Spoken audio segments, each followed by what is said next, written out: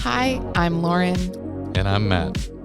and this is Publish and Prosper. Where publishing, e-commerce, and marketing collide.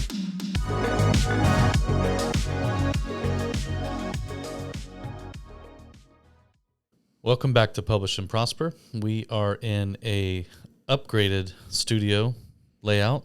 I would call it an upgrade. Yeah, it's much more comfortable. Absolutely. Yeah. Anytime that I get to sit cross-legged instead of perched on a chair that I'm about to fall out of. Cross-legged Well, or cross-legged? I don't know. I'm just curious. I don't know. That's none of those are accurate, probably. Look, it's a very Monday, okay? Crisscross applesauce? Yeah. Yeah. Never big on that one, actually. Whatever it is, these chairs are way more comfortable than our other ones. So yes, they are. I'm happy about that. That's the point. Yeah. And I guess that is the real point. Yeah. So today we're going to talk about why we chose to purchase an event instead of building it ourselves. Yeah. Yeah. And a little more, too. Well, yeah. I mean, we're going to talk about that, but I think we're also going to talk about the event itself and why it's really cool and why we think that all of you should come meet us there. Yeah. Why not? I'm going to call that actually point number one. Reason number one that you should come to Content Entrepreneur Expo this year. To get a bracelet from Lauren. Because Matt and I will both be there and you can meet us, and maybe I will make bracelets for everybody. What do yours say today? Mine today say a long time coming, professional yapper, and French fries. I really like the French fries one. I thought you feel like might. the long time coming one was a repeat from just the other day. It is a repeat. That's not a new one. The other two are new ones. But I can't remember how recently I've worn it. So it's possible. Okay. But the other two are brand new. So Love the French fries one. I thought you might. Yeah. Okay, so let's jump in. We did purchase an event. The event is named Content Entrepreneur Expo. This was an event that was started by a gentleman and his team. His name was Joe Polizzi. You may have heard us reference him on this podcast before. Yep, yeah. He had started a brand around COVID called The Tilt, and wanted to start an event to go along with it, and started Content Entrepreneur Expo. The first year that the event ran was 2022. We were involved there. We'll get into all that. Joe's background and why the event and the brand The Tilt were even started stems from his first entrepreneurial endeavor that some of our listeners may have heard of. Actually, it wasn't his first either, but probably his most successful to date. Joe and his team were responsible for the Content Marketing Institute, which started Content Marketing World, which is now one of the largest marketing conferences in the world, I believe. Definitely in the United States. It's a great conference. He was able to sell that business and that conference and exit from that very well, I might add. And then I think, quite honestly, he just got a little bit bored. And much to his wife's chagrin, started another brand with another event to go along with it. And that's what became The Tilt and CEX, or Content Entrepreneur Expo. So I think we'll jump right in. We sponsored the very first CEX. Mm-hmm. We were one of the first sponsors, I think, to sign on, if I'm not mistaken, although that's really irrelevant at this point. But we did sponsor the very first one. It was in Arizona for some reason. I think maybe to try something new, because most of the time their events were held in Cleveland, which is the area where they're all from. Nonetheless, I would say from the moment we got there, we kind of knew that the audience that was going to be at that event, the people we were dealing with in terms of the event organizers, I think we just kind of knew, like, oh, this is something really different and really cool, and this is where we need to be. It was not a typical author conference like we were used to sponsoring and or attending. Yeah, this was really one of the first, if not the first, content entrepreneur events that we went to, right? It's definitely one of the first, if Or not that the we first that we went to. I would almost go so far as to say CEX was probably one of the first, if not the first, in-person content entrepreneur events in general. Yeah. Especially ones that actually use that identity, right? Anything to do with creator economy or content entrepreneurs and things like that. So it's definitely got a little bit of firstism, behavior attached to it, first to market there. But yeah, it was definitely the first one Lulu had been to. I think just in general, because we focused a lot on author events before that. We did. Part of that was because there weren't a lot of events Right. like this out there. And we had already started, really working closely with a lot of creators and content entrepreneurs. But there really weren't a lot of in-person events that we could find, if any. There were entrepreneurial events, but those often focused on other types of business verticals and were really heavy in the idea of building a business to exit, which is okay, but it wasn't quite what we were looking for. So yeah, this really was kind of our first one, and really, I think, validated what we thought and felt was kind of the direction Lulu was going to be heading in and had already started heading in. And I think at that end, there we kind of realized, like, yeah, this is the thing. This is it. So yeah, I remember when y'all first came back from that event, and I don't know why it stuck out to me, but I just remember how excited everyone that went to that event was when you guys came back. Like, you all came back with kind of this, like, that was a really good event. We had a really good time there. We connected with a lot of really cool people. Like, people were excited to talk to us. Like, it really stuck out to me as like, oh, you guys are fired up about this one. And yeah, that's a cool thing to see. It really helped that on the very first day, we hadn't even finished setting up our table. So I don't know that the event had officially started. A gentleman by the name of Darren Smith came walking up to our table, and he was like, "Oh, Lulu," and we were like, "Yep." It was kind of a weird introduction. He's like, "Yeah, I use you guys for my book." We were like, "Oh, cool. Nice to meet you. Whatever." He's like, "Yeah, and I'm giving everybody here at the conference a copy of it. 300 something copies." We were like, "Whoa, really?" And he's like, "Yeah," and we were like, "That's really cool." And he's like, "Yeah, for sure." So again, if you ever needed an indicator that you were in the right place, it was like one of the very first people we talked to not only was a Lulu user and was a core part of this audience and group, but he had arranged it so that he could, give everybody that was attending the event a copy of his book, which meant he had ordered 300 and some odd copies from us. And, they were there at the event. So that was, again, it was just like, yeah, that's too good to be true. Couldn't be more obvious. So yeah, we all came back really excited about it. Yeah. So I guess I want to talk more about, like,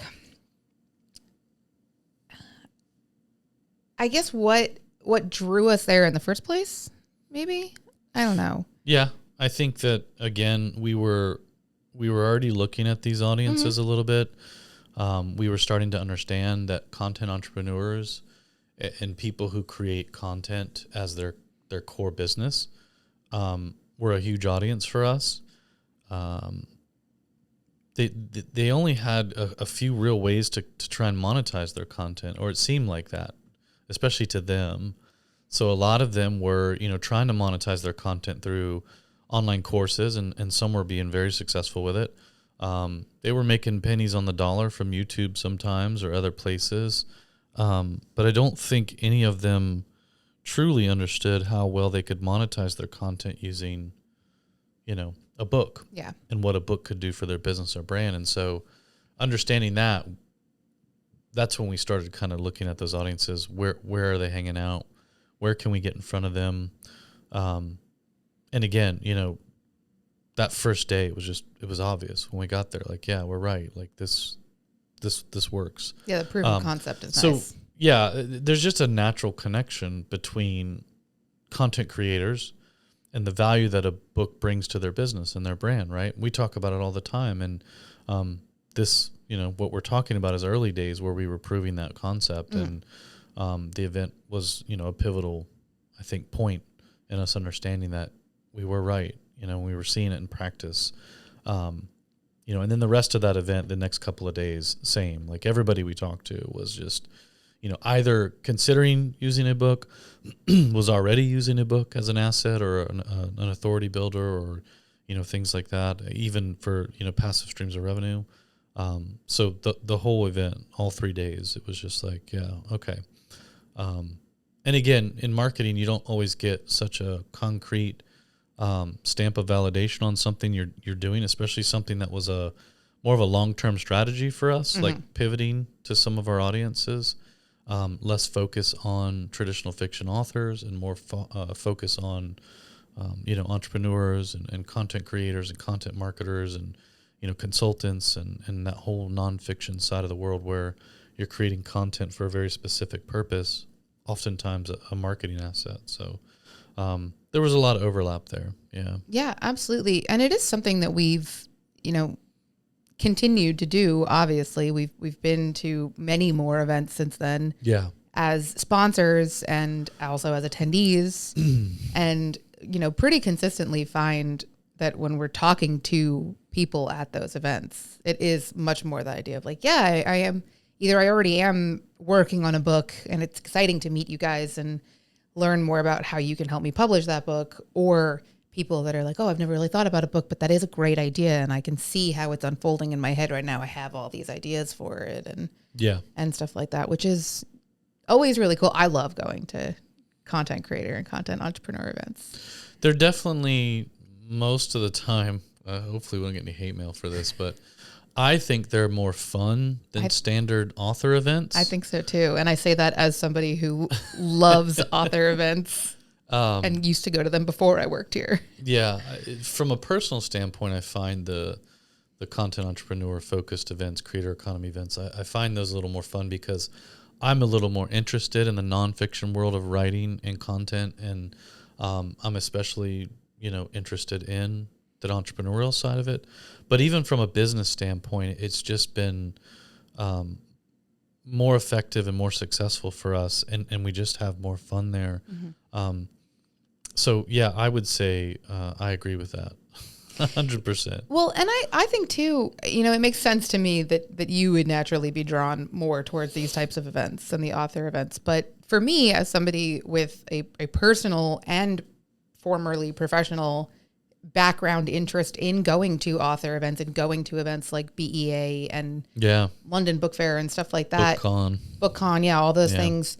Like, for me, what I think is really cool about these creator events and what I really enjoy from them is learning about things that like I can make the connection to how they would apply to marketing and publicity for authors and kind of making those connections. And that's something, I cannot overemphasize how much of the stuff that we've talked about in episodes on this podcast that are things that we've either learned from these different conferences that we've gone to or learned from seeing people at these conferences like have real-time success doing things this way. Like, kind of combining the practice of like content entrepreneurs and content creators with what authors are doing is a great path to success that we see happen over and over again. And it's kind of cool to see that and learn that at these conferences. Yeah. The amount of overlap between, let's just say, creators, because that's a pretty broad term and everybody has their definitions of what a creator is. But, let's just say there's an identity of a creator. There's an identity of an entrepreneur. There's an identity of an author. In my head, they're all three the same or should be. And I think that's what we've been trying to do now that we've come into this space is show that there is, if there was a Venn diagram of those three identities, there is overlap right in the middle. And I think that's content entrepreneur to a degree. I think authors are creators by nature of what they do.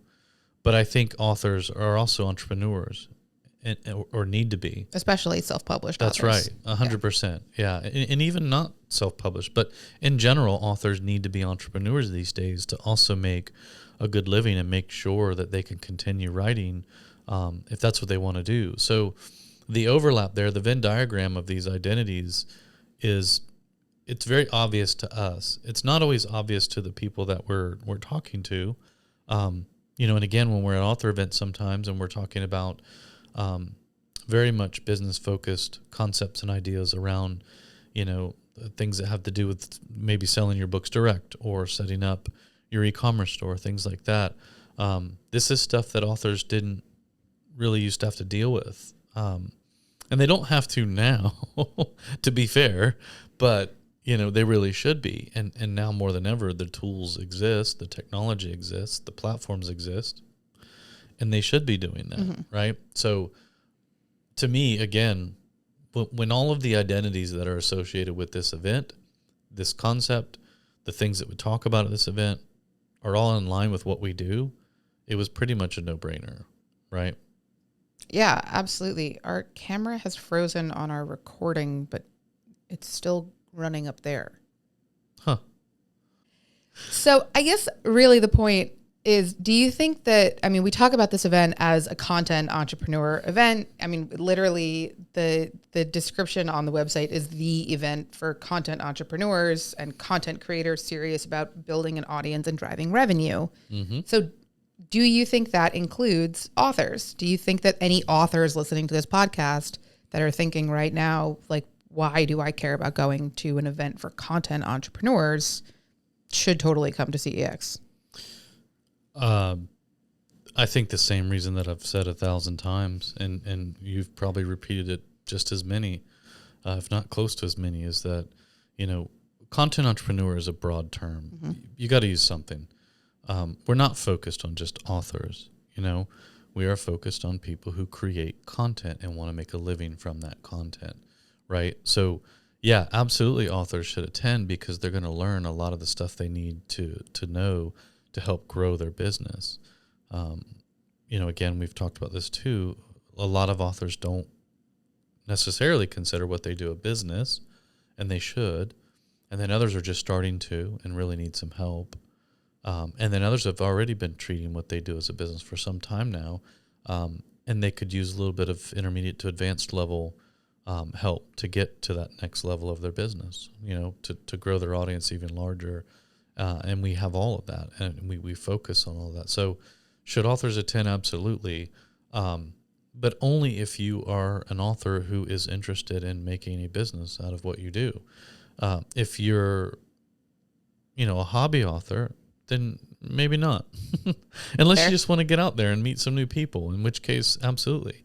It's a really fun event, yes. If I do say so myself. Yeah. I have no involvement in organizing it. I just show up. Lauren will make you a bracelet, so I will. There you go. But again, like we talked about, I think regardless of how you identify, whether you identify as a creator, a content entrepreneur, an author, that Venn diagram, you are in the middle, right? You are. There's overlap there. We've seen it already. What we do at Lulu, what we've been doing, the audiences we've been tracking and working with, it's very clear. There's so many similarities to what all of these groups of people are trying to accomplish. So where CX is square in the middle of all of that. So again, in that Venn diagram, that's where we are, right there in the middle. So yeah, I do think it's very reasonable for an author to attend. And in fact, we have, since taking over this event, added more content that is specific to publishing or selling books or using books as a marketing asset or how to get published, things like that. So as it pertains to that journey. So yeah, absolutely. Authors would find, I think, a lot of value in attending. I think so too. And I think that that's something that we're seeing a little bit more at the author events that we've attended recently. Yes. We just did our session at London Book Fair that was on relationship marketing. Mm-hmm. And I had a lot of people come up to us after that session and say, this is something that was really valuable to hear. And I know that I need to spend more time focusing on growing my email newsletter list or something like that. I just don't really know how to do that. But it was really validating to hear you guys say that, like, yeah, this is something you need to be spending more time on. You need to do that. So if you are somebody who's listening to this and going, yeah, you guys have talked a lot about the value of having your email marketing list so that you have your owned list of followers and fans instead of just relying on social media. But I don't really know how to do that. Going to an event like CEX is where you learn how to do that, because you have people there that are going to be experts in these different subject matters and are going to be able to teach you. So we've done other episodes where we've talked about the value of attending events. Yeah. Gonna plug some of those in here for sure. Like, I definitely. think events are probably the better way to do it, at least for me. You know, it's online courses are great, but I don't learn well that way. And I think that, you know, when you can find an in-person event that checks off some of those boxes for you in terms of adding value to growing your business, but then also gives you the benefit of networking and meeting other people, that can also help you. Again, I think that's a no-brainer. So, yeah. Yeah. We also saw last year at Author Nation. That's right. The keynote speaker at Author Nation last year was Andrew Davis, who, if you've listened to us on this podcast before, both of us have talked more than once about how much we love him, how great he is as a speaker. Yeah, he was a CEX keynote. He was the CEX keynote speaker. Several times over, yeah. Yeah. And, you know, I think that for us, going to these kinds of events that we've been going to, marketing events, content entrepreneur events, whatever, we've seen Andrew several times at different events. We've seen different keynote speeches of his. Like, we kind of know who he is. I think a lot of the authors that were at Author Nation, that was their first introduction to him. And he gave a great presentation that they all learned a lot from. So again, when we talk about the overlap in the Venn diagram, there's some credit due there to Joe Solari, who runs Author Nation. That's his event now. And he was at CEX last year. And they sponsored a track at CEX. And they were able to see firsthand for themselves, Joe and his team, just how much overlap there really is. And we're able to come away from CEX and go into Author Nation track planning and take some of that with them, including Andrew Davis. Yeah. Joe Solari himself is an entrepreneur and has built, several businesses and has a great business background and an extremely intelligent business mind. And so, yeah, again, I mean, that's, look on the other side. On the author side, you have Author Nation, which is now probably the largest author event in the U.S., doing the same thing. And in fact, we share resources to a degree. So yeah, again, there's overlap. Should an author consider coming to CEX? Absolutely.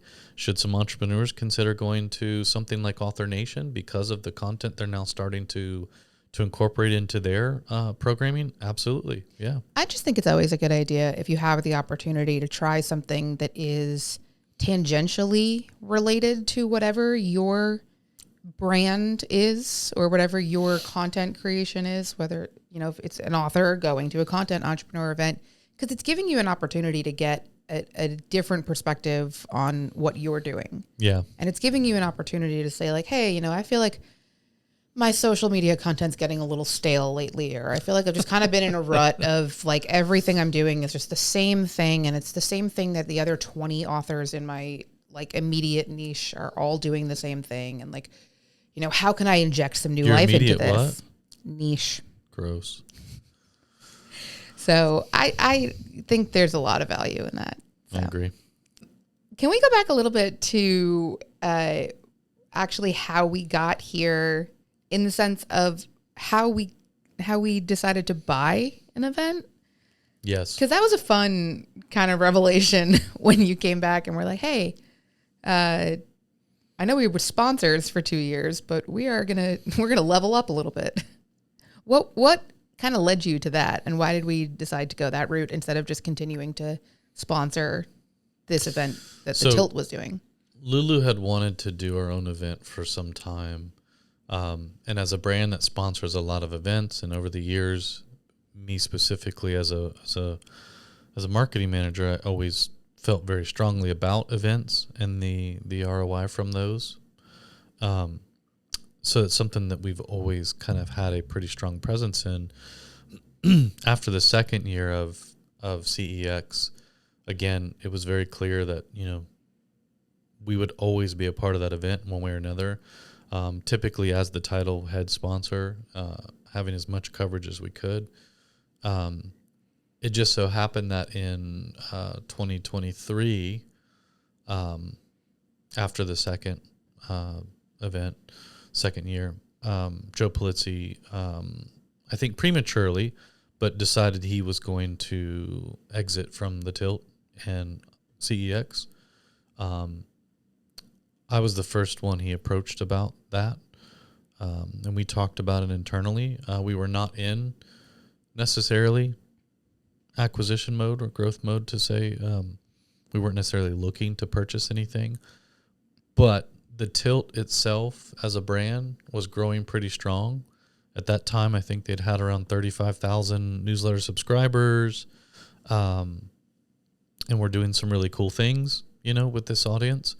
But more importantly, had just had their second CEX. It was successful. And we were seeing that, the value there was continuing to grow. And so again, we just decided, let's go ahead and jump in here. Let's make this acquisition. Let's purchase the Tilt in CEX. Buying that event and that brand was great. Building an audience is hard. Everybody knows that. Building an audience for an event as a brand from scratch is even harder and costly. So, the ability to go ahead and just buy one that had just had their second successful event, second successful year, again, I think things just worked out really well. And secondarily, the first year of any event is always the hardest. They'd already weathered that really well. We were there to see it. So yeah, when presented with the opportunity, and things were able to be discussed and negotiated to a degree where both parties felt, it was a win-win. We just felt that was a better approach than starting one from scratch. There were already teams in place for CEX and the Tilt. We didn't have to go out and build new teams or event management, structure there. It was already in place.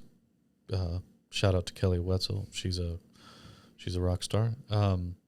Anyways, so yeah, it was just easier, and it just made more sense to buy a CEX instead of starting our own from scratch. And Chelsea's always wanted to start one and call it Lulu Palooza, which I think there would be some trademark issues there. But maybe I just felt like, again, I didn't want to do a Lulu event from scratch where a lot of the focus might have ended up on just strictly author related things potentially.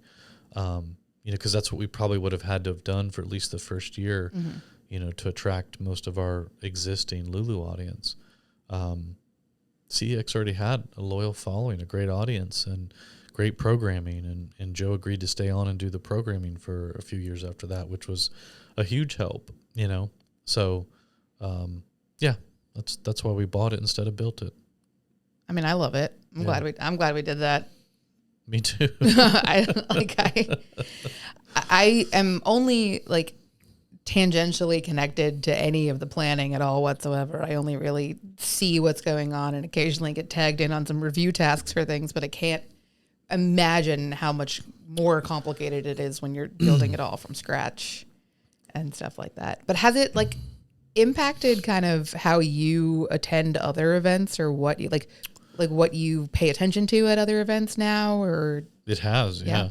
So I'd had plenty of experience attending events as an attendee, attending events as a sponsor, sometimes as a title sponsor, sometimes it's just a lower level sponsor. If I count work before Lulu, I've got 18 plus years of that. So I had a lot of that. I had an understanding of, as an attendee, as a sponsor, what I look for, what makes a good event versus a bad event. But now I had this lens I could look through of an event owner or somebody who puts on an event, an organizer. And it is a lot different. You do think differently now when you attend events or when you sponsor. I mean, we still sponsor a lot of events. It's just a big part of our marketing mix, right? That's something we believe strongly in. It's probably something we'll always do. Great. So we're still at a lot of events just as a sponsor, or even like our team will go to events sometimes just as attendees because it's a great event. And we want to be able to get there and learn things and meet new people and network. And, but yes, I do look at events differently now, from start to finish. So even right at the beginning of the registration process, like I'm definitely more, I think, aware of everything, at registration. How many questions are they asking me? How nosy are they getting? Do they want the name of my firstborn child? How many of these questions are required versus not required? And then what's the cost? How much is it? Is there a price break if I'm taking a bunch of my team or not? What's included with, what I mean? Like from start to finish, when we get there, I'm looking at things differently now.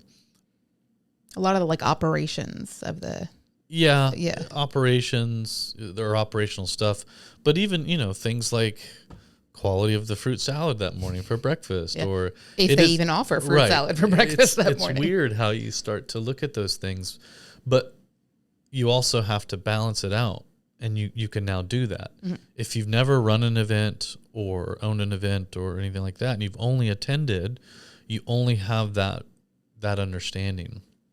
As an attendee, your understanding might be, well, this is a cool event, but the Wi-Fi sucked. Like they must have cheaped out on the Wi-Fi. I'll never go back, which sadly is, things that we've heard from people about other events, which I knew right away, okay, don't cheap out on the Wi-Fi, right? For our event, we make sure we have Wi-Fi that works to a degree. But also as an event owner now, I understand why some other events, the Wi-Fi is not so great. It could be a number of things. It's often one of the more costlier elements of an event, which is crazy because it's already installed in the venue. It's one of those charges where it's like, you want to charge me how much for Wi-Fi that's already here? And there's a premium versus a standard. And let's be real here, folks. It's always the same, by the way. Of course it is. But so now I probably have a little more understanding and grace for an event where the Wi-Fi is maybe not so great. But yeah, you see things like that, and it helps you kind of balance your perspective. And I think ultimately what it really does is it helps me just focus more on the quality of the programming and the content, because I don't get so hung up. Like, as an attendee, sometimes you might be at an event and you're so stuck on the idea that, I don't know, for me, it'd be like the food sucks. Lunch is a big deal to me. Everybody here knows that. Like, can confirm. Bad lunch is a bad day for me, So I have been at events before where the food was garbage. So I'm literally spending half my morning in sessions also trying to think about or coordinate with some of you guys, like, where are we going for lunch? Because I'm not eating this slop. I absolutely can confirm. I have seen Matt say, I cannot come back to another session until we go get real food somewhere. And then it becomes a priority, and we're missing out on, not we're missing out on the conference, but if they had provided a little better food, we would never have left the building. But it's focus taken away from, what I mean? Everybody has their lunch issue, right? Whether it's lunch or Wi-Fi. I've talked to so many, it's always something. But nonetheless, when you have that understanding of everything that goes into an event, as an organizer and owner versus just an attendee, I think you can really set some of that stuff aside and go, okay, I'm here to learn, or I'm in this session for a reason. Let me focus on this because I know why the Wi-Fi is probably spotty. It's not a big deal, whatever. Right.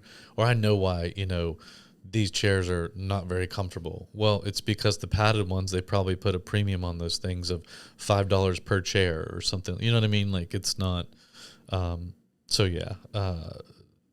You definitely have a different approach, thinking about the programming of an event, and that flow of programming and how it's designed. If there's tracks, what are those tracks and how relevant are they to the attendees? And within those tracks, how well do the sessions flow from a topical standpoint and who's speaking on them? A lot of these events, I was just looking at the roster for one before we came in here to record. Somebody invited me to, and I ultimately decided I'm not going to do it as an attendee because every session within the track that would have been most relevant to me, every session was put on by a sponsor speaker, which, sponsor speakers add value. especially if they understand the assignment is to add value and not pitch the whole time. But every session was put on by a sponsor speaker, and it was titled and described as what sounded like to me just a big pitch session. Yep. And so ultimately I realized whoever organized this event, whoever was putting this event on, what they were trying to do was put together a massive event that would attract a ton of people, with this idea that we have a lot of big name brands and speakers that are going to be there, and, you know, a big party and all this stuff. But at the end of the day, none of those sessions were designed, I think, to add real value to somebody's career trajectory or what they're doing or what they're after. They were just big pitch fests for the sponsors. And when you see that happening, go look at the ticket price.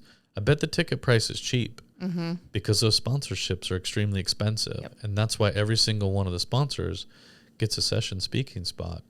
Again, it's not always a terrible thing, right? Like at CEX, we have sponsor speakers. We've given plenty of. Sure. We do it all the time as Lulu. But we know, and at CEX, it's also, the session is to add value. Now, if the value aligns with what your product is or your service or your platform, that's okay.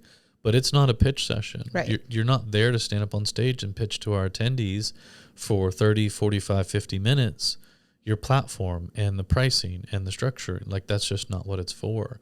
So, yeah, I think there is value to be had as a sponsor speaker or a session that's led by a sponsor speaker. But so I definitely pay more attention to the programming and understanding, you know, what that flow looks like and how to add value.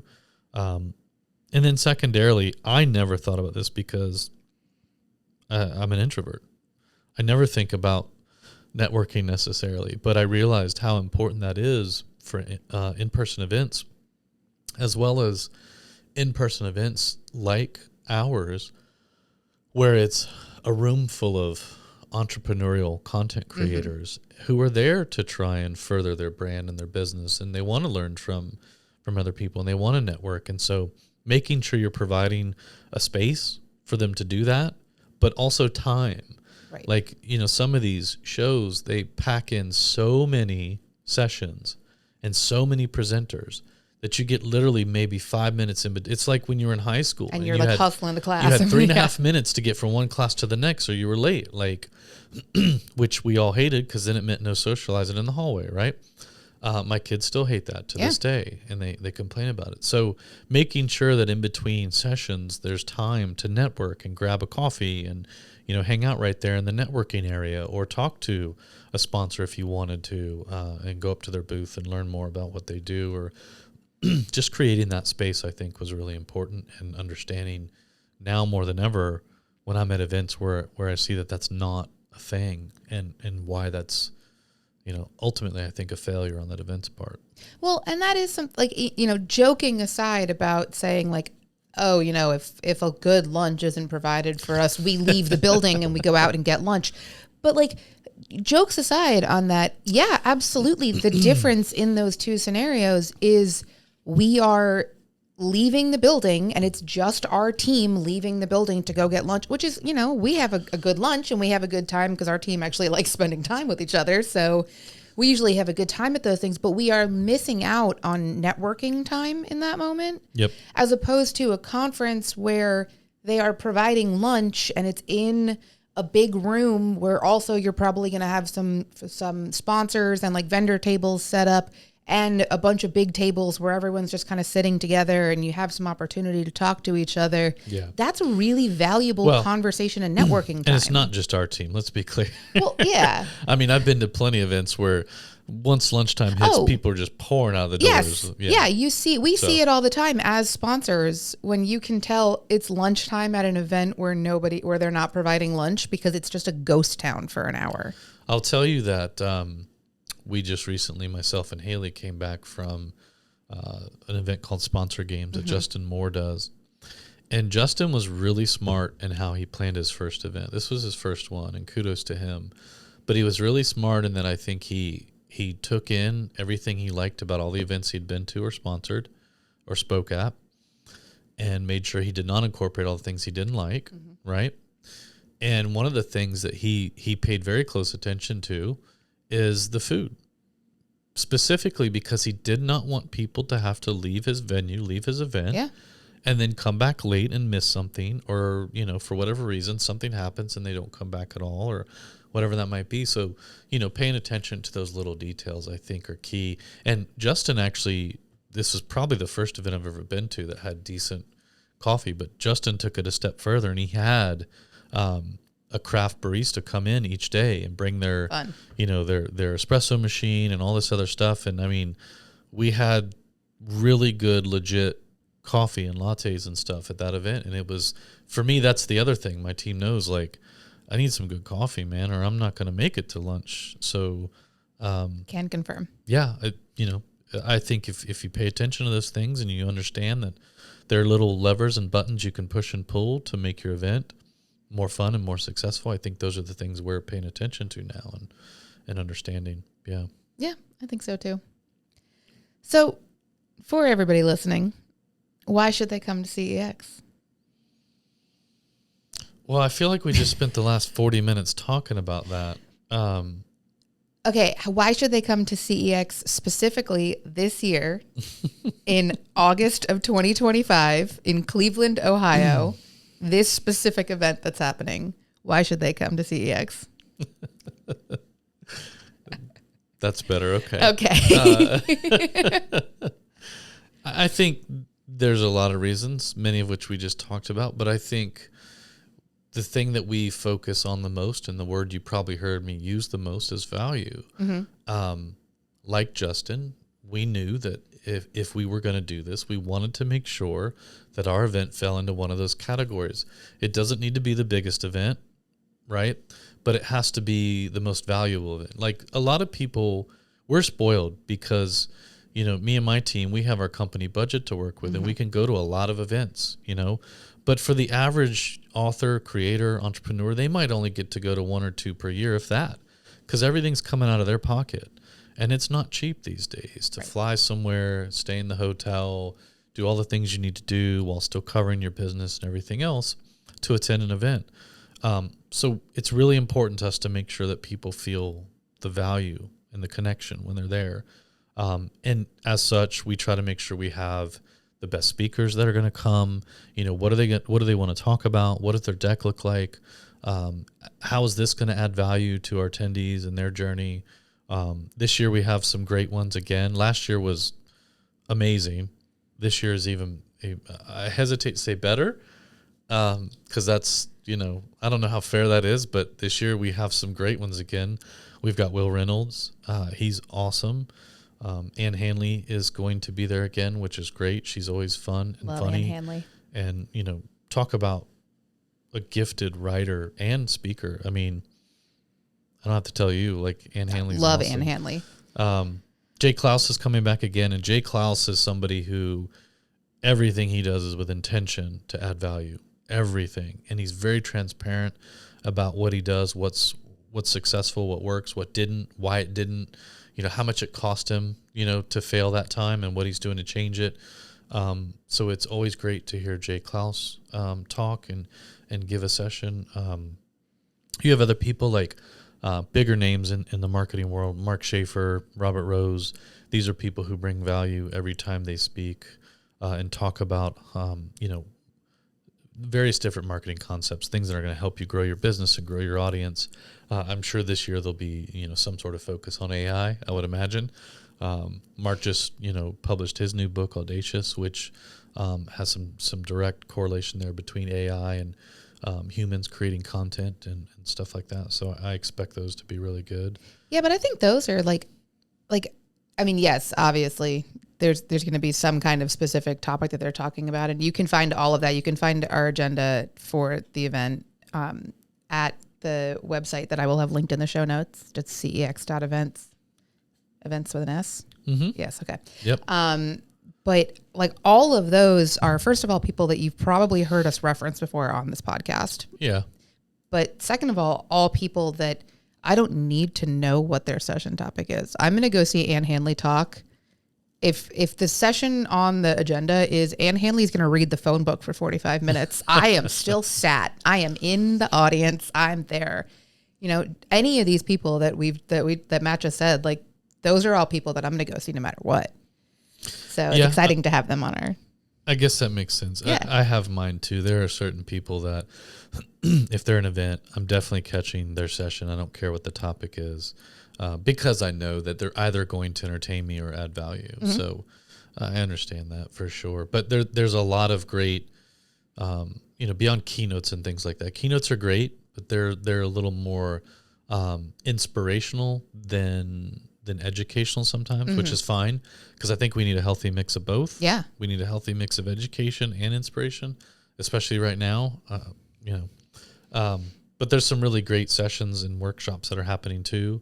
I know you have some favorites. I'm really looking forward to Andy Crestodina. I love to listen to Andy talk. He is always full of value. So great.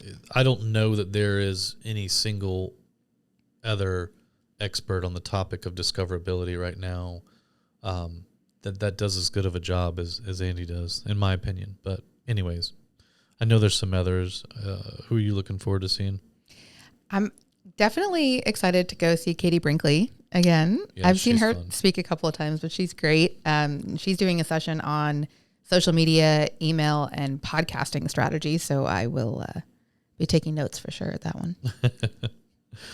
We have Chanel Basilio this year.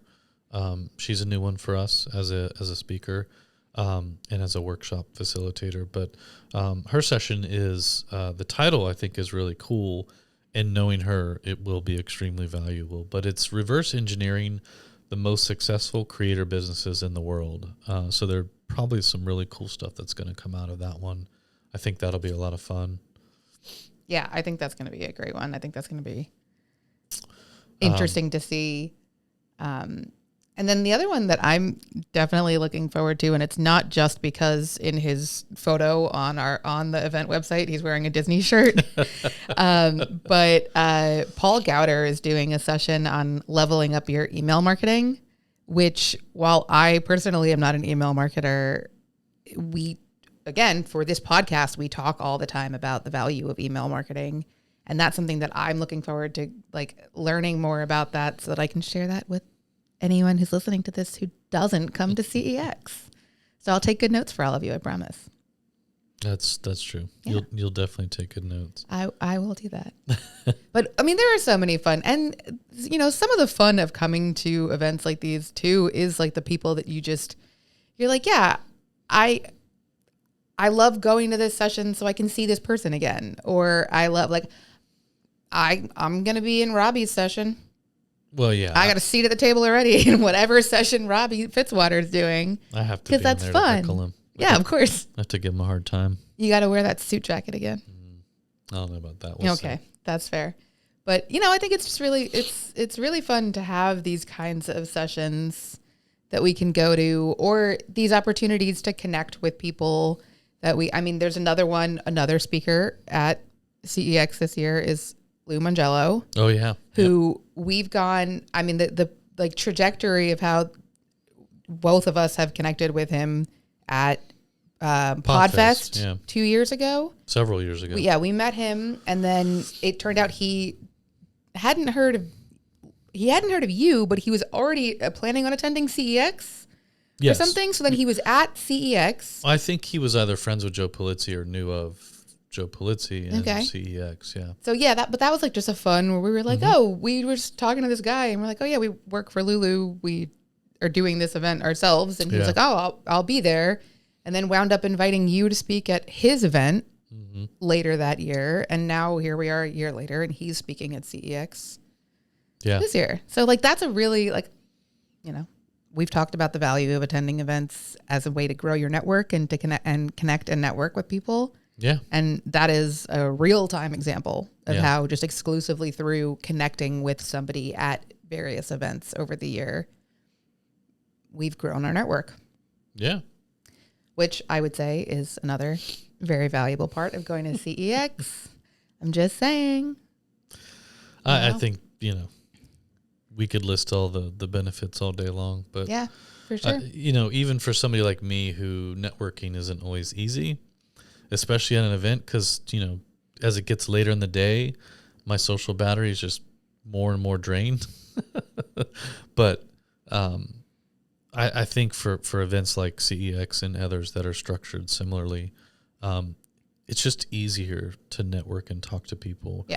Again, when the conversations are really geared more of that nature, I don't know, I just find it more interesting and I'm more engaged, you know? Yeah, I think so too. And I think that there's definitely, when we see it happening all the time, I watch it happen in real time at events like this, where you see people just strike up a conversation because probably the last value add that I think I'm going to stick in here really quick is that you get not just networking with other creators and meeting like other experts and other creators and stuff like that, but there are also usually vendors and sponsors at these events that might be able to share some really cool tools with you. So we have some cool sponsors this year that I think that's another thing too, though, right? When we talk about things that we look at now differently, like I can think back to past events and even now ones that I go to where, you know, I'll walk through the exhibitor hall or I'll take a look at who's there. And in many cases, there's a lot of sponsors that just aren't quite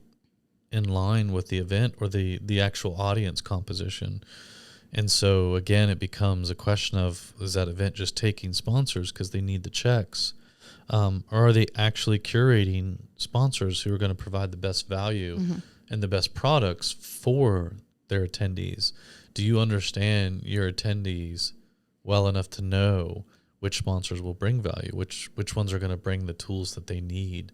And right now, for content creators and content entrepreneurs and people, there are so many tools out there. Like, a shortage of tools is not the problem these days, right? It's almost the opposite, especially in you know, this crazy AI race that we have. Like,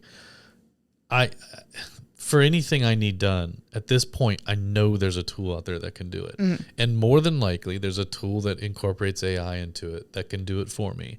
So it's not a question of does the tool exist? It's a question of which one can I trust? Right. Of the 10,000 AI, you know, powered, let's say, you know, editing tools out there, which one should I actually trust? You know, you can't trust any reviews online.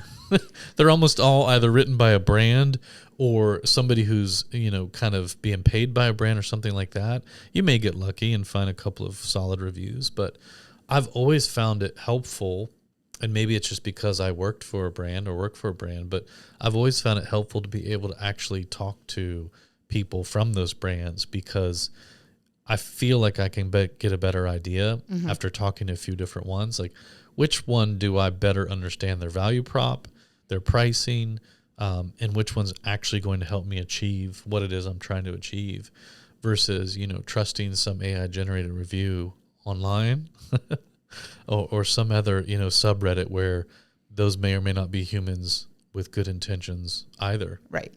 I don't know. Well, and especially I think sometimes with events, you might get really lucky and actually get to see some of these tools in action. So you get to actually decide firsthand whether or not, like Mighty Networks is going to be one of our sponsors this year. And they are building an app for the event. They are, yes. So we'll get to see exactly how successful that is. And that could be great if you're somebody who's interested in community building and launching your own community. That might be a really good opportunity for you to connect with them and see in real time how that works. Yeah. So that's awesome to see. Also, you know, you get some really cool swag. I'm just saying. Sometimes. Look, I'm just saying, I got 3 different pieces of swag from Thinkific last year that I use. It's probably the 3 pieces of swag that I use most from any conference that I've ever attended. You know, now I have to call you on it. What are they? The hats that they made. They had the creator hats. Oh. Like the dad hats with the embroidery on them. And they also had the reusable foldable bags, like the ones that we did one year for London Book Fair. That's right. I always throw that in my suitcase when I'm going to events and stuff like that. That's a good idea. And then they did a crossbody, like just a plain black crossbody that just has their logo on it. Yeah. And I use that all the time where it's something, sorry, no offense to them, but if it's something that I'm like, oh, this bag might get ruined and I'm just going to bring this as a bag that I don't care about in case it gets ruined and it's just not a big deal. but it's actually held up really well and I use it all the time. So shout out to them and their great conference swag. Yeah, well, we'll see what our sponsors show up with this year. Yeah. Excited to find out. I think their goal should be to do better swag than we do. I think so too. Challenge issued. For like in general though, or the swag we're going to have there? Both. Okay. I mean, that's something we've always tried to do, is always show Yes. up with the best swag at every event. Yes, it is. And we've been known for that. I mean, I've definitely had people comment that or email me afterwards, or seen them at other events and like, what'd you guys bring this time? What do you have this time? I don't know about the rest of you, but I've had friends of mine reach out to me on social media after I've posted something from an event and be like, yo, can you get me one of those koozies? Or like, can you get me one of those pins? Do you have any extras of those? Like, so people that aren't even in the industry are just like, yo, that stuff's really cool. Can I get some of that? Yeah. So yeah. So I guess if you want to see what swag we have at CEX this year, you're just going to have to come. For sure. Yeah. Yeah. Because we're not going to tell you ahead of time. Nope. Definitely not. You're going to have to be there. It's going to be conference exclusive. Ooh. It's the only place you can get it. Ooh. We should definitely do something with that. We are. I just told you. Yeah, I know. But like, I like that. I like that. We should lean into that a little bit. Okay. All right. We'll lean into it a lot. Okay. Here for it. Well, I don't know. I think that we did a good job of kind of covering CEX as a whole and why we're involved in it at all and why we think that anybody listening to this podcast, I think that's actually probably the summary answer to why you would want to attend a conference or why you would specifically want to attend CEX. If you've listened to this podcast, if you've listened to more than one episode of this podcast and thought that the information within it was valuable to you, not just because Matt and I are weirdos that like to ramble and you think we're funny, which you probably don't. That's okay. That was a generous description. I know. But if you're actually listening to it for the value add, then CEX is absolutely the correct event for you to go to, because it's going to be just deeper dives into so many of the things that we've talked about on this podcast. I mean, again, we keep it relatively small on purpose. I say relatively, between 350 and 450 people. I don't ever see it getting bigger than that, to be quite frank with you. I think a conference takes on a different composition when that happens, and it's not always bad, but for us, I think that's where we're comfortable. And we really do try to plan everything to bring value. So we're not going to have, flashing neon lights everywhere and big, huge, colorful banners everywhere and, 15 different step and repeat photo opportunities everywhere. We choose to invest that money in other places, right? Like lunch. Maybe in lunch, but yeah, I mean, I think for us, it's how much value can we inject into this? Because I think that's where you create repeat attendees. Mm-hmm. That's where you're really creating an experience and not just some event, where somebody's just going to go home and be like, yeah, I went. I don't need to ever go again, but whatever, glad I did, I guess. We want people who are leaving the event somewhat sad, but also somewhat excited to come back next year. Yeah. Like sad that it's over, but like can't wait for next year. And we've gotten plenty of that. And I think that's really cool. Yeah. We've definitely had people that are 4-time attendees, soon to be 5. Well, no, this will be our 4th year. Is it? Yeah. Shoot. Math. Okay. We've had people that are 3-time attendees. Yes. That is factual. I couldn't get behind the 4-time attendee one yet because it hasn't happened. But I'm sure there's at least one person who has already purchased their ticket who's been to the last 3. Well, yeah, so we've already future sold. 4-time attendee's. Yeah, I mean, tickets are on sale right now. They have been they are. since Black Friday. So, and if you haven't got it already, you missed that Black Friday deal. But a little birdie told me there are a lot of discount codes you can find out there on the internet. So maybe some of these speakers that we just talked about have codes that they're sharing with their audiences for $100 off. So you might want to go check out their... Maybe there's going to be one in the show notes of this episode. There might be one there too. Yeah. But yes, there are already tickets sold. There are already people who have their ticket in hand. So they could say technically that they will be a 4-time attendee. Yes. I think that counts. Good save. Fine by me. I'm not going to argue it. Perfect. Yeah. All right. Well, hopefully we will see you at CEX this year. And if you need more convincing, let us know. Reach out to us. Send us an email. Connect with us on social media. Ask us questions. We'll tell you all about it. I don't know how much more we'll be able to convince you, but look, you can reach out to Lauren. Yeah. Reach out to me. I would love to tell you why you should be at CEX this year. And I will make you a bracelet. If you reach out to me and I convince you to go to CEX, I will personally make you specifically a bracelet that I will hold on to until I get to meet you there. I think that's a good deal. I think so too. But do you have anything else you want to add, or you think we've done it? I think we've done it. All right. Well, I've been wrong before, but I think we've done it. I think we've done it. So thanks for listening, everyone. And we will see you next week. Later. To learn more about this episode, check out the show notes on publishprosperpodcast.com. Publish and Prosper is brought to you by Lulu.com. To hear more episodes like this one, please like and subscribe wherever you listen. Thanks for tuning in.